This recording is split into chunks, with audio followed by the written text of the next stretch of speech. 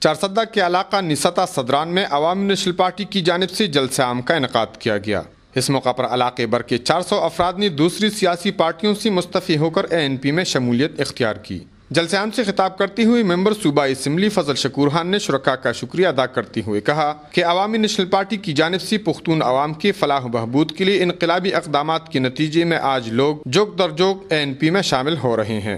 انہوں نے کہا کہ صوبائی حکومت نے متاثرین سوات اور متاثرین سیلاب کے آبادکاری کے ساتھ ساتھ ضلع چارسدہ میں 4.5 ارب روپے کی ترقیاتی اسکیموں کو جاری رکھا ہوا ہے، جس میں چھوٹے بڑے پروجیکٹ سمیت ضلع بھر کے اندر سڑکیں، سپورٹس کمپلیکس اور باچا خان یونیورسٹی کیمپس جیسے میگا پروجیکٹ شامل ہیں۔ ان کا کہنا تھا کہ صوبائی حکومت کی جانب سے MPF فنڈز کا زیادہ تر حصہ نسطا کے عوام کے ترقیاتی کاموں پر خرچ ہو رہا ہے۔ جلسہ عام سے پروفیسر محمد نواز، نبی امین، مولانا نور الحق، نصر اللہ اور لال زمان نے فضل شکور خان کی نوجوان قیادت پر مکمل اعتماد کرتے ہوئے کہا کہ نسطا کے عوام کے چھوٹے بڑے تمام مسائل کا ممکنہ حل فضل شکور خان کی دن رات کی محنت کا نتیجہ ہے۔